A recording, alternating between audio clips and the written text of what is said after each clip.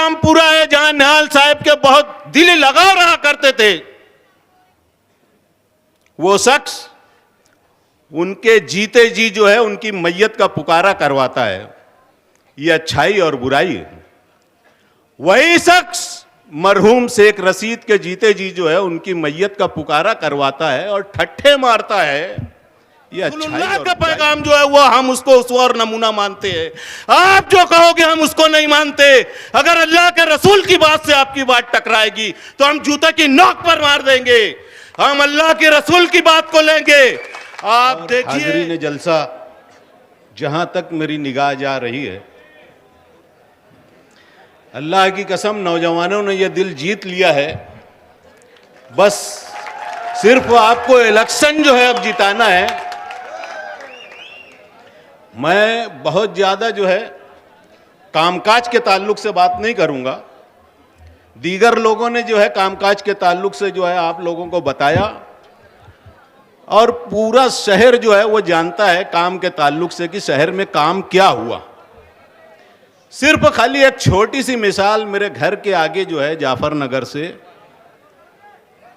अगर आप लोग जाएंगे तो थोड़ा सा आगे चलेंगे, हारून अंसारी हॉस्पिटल है, उसके बिल्कुल सामने इस्लाह हॉस्पिटल था पहले, अभी वो मदरसा हो गया है लड़कियों का। उससे थोड़ा सा आगे बढ़ेंगे तो कुलियातुत ताहिरात मदरसा है और उसके बाजू में जो है बनी अकील मस्जिद या अकील रहमानी मस्जिद ये है। थोड़ा सा आगे बढ़ेंगे तो मिल्लत मदरसा है, ईदगाह है और उससे थोड़ा सा आगे जो है मदरसा कुलियातुत तैयबात है, मदरसा जामियातुत तैयबात।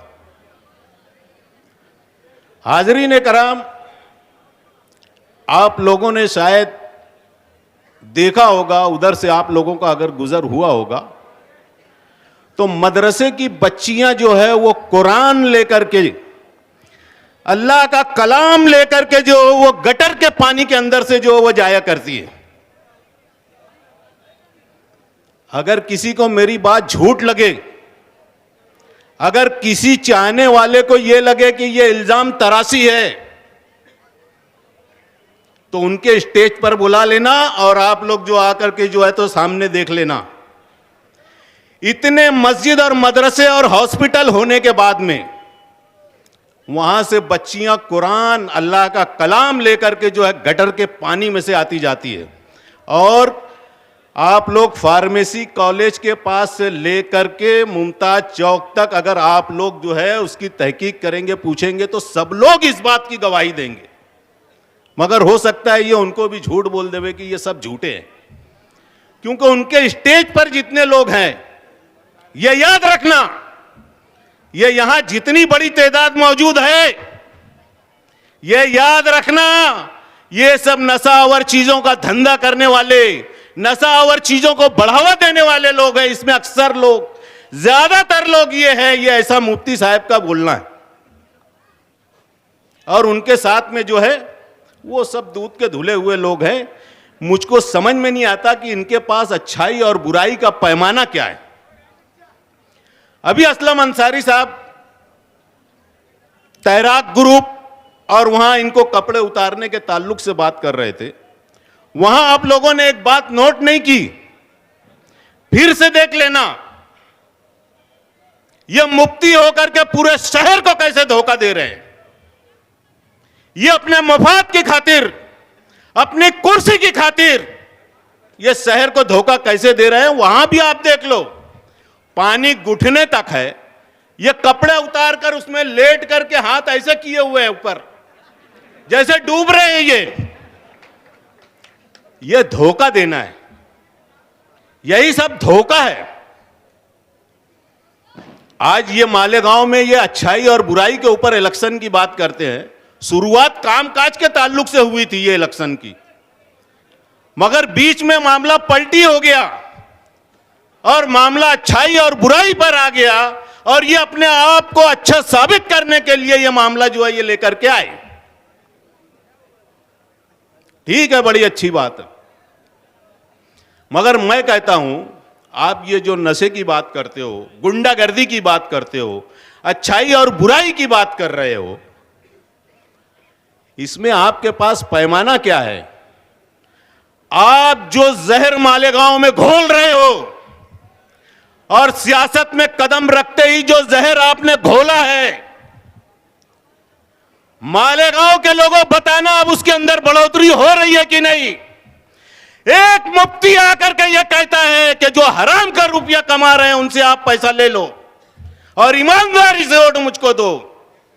हराम खाने की तरकीब दे रहे हो। यही पैमाना है तुम्हारे पास अच्छाई और बुराई का। यही इस्लाम पूरा है जहां निहाल साहब के बहुत दिली लगाव रहा करते थे। वो शख्स उनके जीते जी जो है उनकी मैयत का पुकारा करवाता है। ये अच्छाई और बुराई है। वही शख्स मरहूम शेख रशीद के जीते जी जो है उनकी मैयत का पुकारा करवाता है और ठट्ठे मारता है। ये अच्छाई और बुराई है। क्या पैमाना है आपके पास? लोगों को हराम की जो है तालीम दे रहे हो, हराम खाने की तरकीब दे रहे हो। ये माशरे में जो बुराई बढ़ रही है, जो ये फितनों का दरवाजा आपने खोला है, उसके जिम्मेदार आप हो। और मैं इस शहर के तमाम ही मसलक के उलमाए कराम से गुजारिश करता हूं कि आज वक्त है, वक्त पर अगर आप जर्ब लगाओगे, जब यह मामला रुकेगा, जब उसका असर होगा। कहते हैं ना कि लोहा जब गर्म हो तो हथौड़ा मारना चाहिए। आज अगर आप लोग जर्ब लगाओगे तो यह मामला रुकेगा, वरना यह जो जहर खोला जा रहा है, यह जो जहर लोगों को पिलाया जा रहा है, यह जो हराम खाने की तरकीब दी जा रही है, यह जो आप लोगों को बताया जा रहा है कि यह हलाल है, यह हराम है, इसका इख्तियार किसने दिया तुमको? इसके पहले भी मैं कह चुका हूं, बता चुका हूं। और मेरा बताने का मकसद और बोलने का मकसद आज यह है कि आप लोग खाली इनकी बातों में मत आओ। यह मत देखो कि आज इतनी तादाद इनके सामने लगी है। अल्लाह ताला ने कुरान में फरमाया, मा इत्तबअ अक्सरुहुम इल्ला ज़न्ना। इनमें अक्सर लोग ऐसे हैं जो जन के मुताबिक चल रहे हैं, गुमान के मुताबिक। उनका गुमान यह है कि ये इतना बड़ा मुफ्ती है, ये इतना बड़ा आलिम है, क्या ये झूठ बोलेगा? वइन्न ज़न्न ला युगनी मिनल हक़्क़ि शैअन। हक के सामने जन की गुमान की कोई हैसियत नहीं है, चाहे जितने लोग उनके साथ रहे। झूठ तो झूठ है। और तुम मुफ्ती होकर, आलिम होकर शहर को ऐसी तालीम दे रहे हो। अरे हमारे सामने तो अल्लाह के रसूल का पैगाम, नबी का पैगाम, जनाब मोहम्मद रसूलुल्लाह का पैगाम जो है वो हम उसको उसवा और नमूना मानते हैं। आप जो कहोगे हम उसको नहीं मानते। अगर अल्लाह के रसूल की बात से आपकी बात टकराएगी तो हम जूते की नोक पर मार देंगे। हम अल्लाह के रसूल की बात को लेंगे। आप देखिए, सीरत की किताब उठाइए, अल्लाह के रसूल का उसवा नमूना क्या था। आप अच्छाई और बुराई की बात करते हो। अल्लाह के रसूल बैठे हुए थे, सहाबा किराम बैठे हुए हैं, हजरत उमर भी मौजूद हैं। एक शख्स जैद बिन साना, यहूदी शख्स था, बाद में ईमान ले आए। उस वक्त यहूदी थे,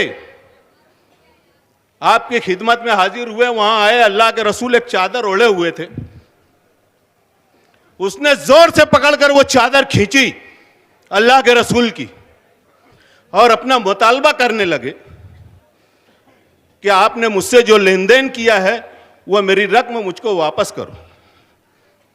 हजरत उमर रजी अल्लाह ताला ने तलवार निकाल ली और अल्लाह के रसूल से कहा, अल्लाह के रसूल इजाजत दे मैं इसकी गर्दन मार दूं। पैमाना देखिए, यहां आपके बाद कोई नबी नहीं आने वाला है। आपकी शान देखिए, मगर अल्लाह के रसूल ने उनको हुक्म नहीं दिया उमर को, हजरत उमर रजी अल्लाह ताला ने, कि हां आप गर्दन मार दे। बल्कि अल्लाह के रसूल ने हजरत उमर से कहा, है उमर, आप चाहते तो इससे अच्छी बात कर सकते थे, इससे अच्छा काम कर सकते थे। हजरत उमर ने पूछा, या रसूल अल्लाह, वो क्या काम था? अल्लाह के रसूल ने बताया कि तुम्हारा काम यह था कि मुझसे कहते कि उससे जो रकम या उससे जो आपने लिया है उसको वापस लौटा दो, और उस मांगने वाले शख्स से कहते कि आप नरमी अख्तियार करते तो यह ज्यादा बेहतर होता। ये नहीं किया अल्लाह के रसूल ने कि जो भी अगर मेरे हक में आए आने दो, चाहे वो अच्छा हो या बुरा हो, वो अमल कैसा भी हो, ये नहीं सोचा अल्लाह के रसूल ने। जहां जहां अगर कोई गलत बातें जब आई तो अल्लाह के रसूल ने फौरन उस पर टोका, फौरन उस पर मुआखजा किया और साहबे कराम को उस चीज से रोका, मना किया। मुशरिकीन मक्का का भी उनका भी मामला यह था, जब अल्लाह के रसूल के पास में गलत बातें आई कि लोग ये मशहूर कर रहे हैं कि जब अल्लाह के रसूल के बेटे का इंतकाल हुआ तो वो लोग कहने लगे उसी की वजह से सूरज ग्रहण लगा है। जब अल्लाह के रसूल को मालूम पड़ा तो अल्लाह के रसूल ने कहा, लोगों बात ऐसी नहीं है, बात यह है, ये अल्लाह की निशानियों में से एक निशानी है, किसी के मरने से और किसी के पैदा होने से इसका कोई ताल्लुक नहीं। एक मामले के ऊपर हजरत उमर रजी अल्लाह ताला अन्हु खलीफा थे,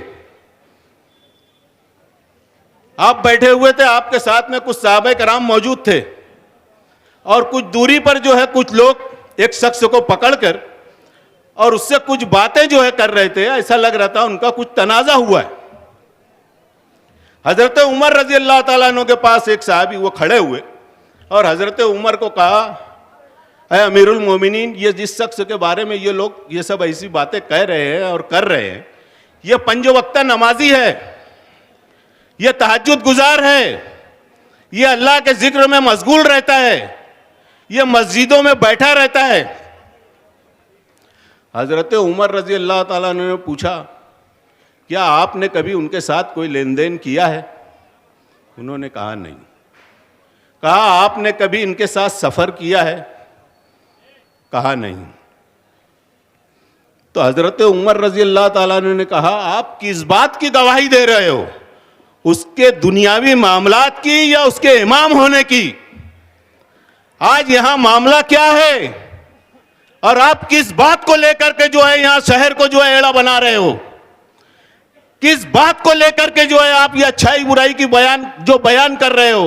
एक शख्स जो है आपके इसी सब न उस पर कदगन न लगाने की वजह से एक शख्स ने अल्लाह के रसूल के चेहरे से और आपके चेहरे को जो है वो मुसाबियत दे दी।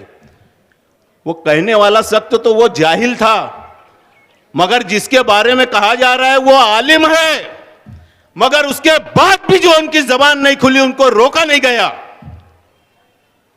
क्यों नहीं रोका गया? हो सकता है उससे उनका रुतबा बढ़ रहा हो, उनका म्यार बुलंद हो रहा हो। अपने फायदा के लिए दीन को दांव पर लगाना, दीन की धज्जियां उड़ाना, यह सब कुछ बर्दाश्त है, यह सब कुछ गवारा है, मगर अपनी कुर्सी चली जाए, इक्तदार चला जाए, इसके लिए सब कुछ जो है वो ओढ़ लेंगे, कहीं इनकी जबान नहीं खुलेगी। मगर आदमी कहां तक पहुंच रहा है? यह हुजूर की शान में गुस्ताखी है। उलमाए किराम से मेरा सवाल है कि यह गुस्ताखी है कि नहीं? अल्लाह ताला ने कुरान में ऐसे लोगों के ही बारे में फरमाया है, मगर हम लोग जो है उसके ऊपर जो है तवज्जो नहीं देते, बस अंधी तकलीद करके जो समझ में आया उनके पीछे लगे हैं, तो हम कुफ्र तक भी पहुंच जाते तो हमको एहसास नहीं होता। आज हमको ये देखना है कहीं हम कुफ्र तक तो नहीं पहुंच रहे हैं। अल्लाह ताला ने कुरान में फरमाया, कुल अबी अल्लाह व आयातिही व रसूलिही कुंतुम तस्तहज़िऊन, क्या तुम अल्लाह का, उसकी आयतों का, उसके रसूल का मजाक उड़ाते हो? ला तातज़िर्रू, बहाने मत बनाओ, कद कफर तुम बाद ईमानिकुम, तुम ईमान लाने के बाद काफिर हो चुके हो। ईमान वालों से कह रहा है अल्लाह ताला। हमें एहसास नहीं होता, आज सियासी स्टेज लगे हैं, हराम खाने की तरगीब दी जा रही है, कोई रोकने वाला नहीं है, सिवाय एक दो उलमाए किराम जो कहीं ना कहीं अपने स्टेज से इसकी मुखालफत कर रहे हैं। एक शख्स अगर बहुत भूखा है, उसको हम चटनी रोटी भी देंगे ना तो वो पेट भर खा लेगा। पेट भरने के बाद जब हम उसके सामने मुर्गा भी रखेंगे ना तो वो नहीं खाएगा, वो बात नहीं रहेगी। आज वक्त है, उलमाए किराम से मेरी गुजारिश है, आप स्टेज पर आकर नहीं बोल सकते तो कम से कम अपने हलकों में, अपनी मस्जिदों में इस बात की तालीम दे कि आज सियासी स्टेजों से हराम हलाल जो बताया जा रहा है, अगर वो नबी का तरीका है तो ठीक है, नबी का तरीका अगर नहीं है तो हमको किसी सूरत मंजूर नहीं। वो सामने वाला कितना भी बड़ा मुफ्ती हो, कितना भी बड़ा आलिम हो, उससे हमको कोई लेना देना नहीं है। ये गलत तालीम नहीं चलेगी। अच्छाई और बुराई का डंका पीटने वाले, ये झूठी बात करने वाले, कदम कदम पर झूठ बोलने वाले, ये अच्छाई और बुराई की बात करेंगे। काम की बात पर से तो पलटी मार दिए, अब यहां से कहां पलटी मारेंगे इसकी कोई गारंटी नहीं है। इन्होंने झूठ कहा था, मैंने ऐसा ख्वाब देखा। अरे तुम्हारी जगह इस्माइल मुल्ला होता, कसम खुदा की उसी दिन मेरे सिप को लात मार देता, मगर अल्लाह के रसूल की जियारत में मौजूद है। हमें अल्लाह के रसूल की जियारत चाहिए, सियासत नहीं, कुर्सी नहीं, सब कुछ अल्लाह के नाम पर कुर्बान कर देंगे, अल्लाह के रसूल के नाम पर कुर्बान कर देंगे। तुम एक छोटी और छोटी सी कुर्सी के लिए, अपने जाती मफाद के लिए अल्लाह की जियारत को जो है वो नहीं हो रही हो, वो तुम्हें गवारा है, मगर सियासत छोड़ना तुम्हें गवारा नहीं। मुफ्ती साहब, मैं आपको अभी भी आवाज दे रहा हूं, अभी वक्त है, 4 तारीख को अपना फॉर्म वापस निकाल लो। लेकुल फन्न रजाल, हर फन के लोग होते हैं, जो जिस फन का माहिर है उसको वहां बैठाओ। शेख आसिफ जिस फन का माहिर है उसको वहां बैठाओ। अभी इनको अगर हम मराठी में कोई तहरीर दे दे मुफ्ती साहब को, तो इनको समझ में नहीं आएगा ये क्या है। शेख आसिफ साहब को अगर अरबी में दे देंगे, इनको समझ में नहीं आएगा। तो जो बातें जिनको समझ में आ रही है उसको वहां बैठाओ, जो शहर का काम कर सकता है उसको वहां पर। हमारे पास मेयार क्या है, ये कुछ भी बोलकर निकल जा रहे, कोई बोलने वाला नहीं है। अल्लाह ताला जो है ऐसे चालबाजों के बारे में फरमा रहा है, वह मिनन ना से मैं यकुलु आमन्ना बिल्लाहि व बिल यौमिल आखिर।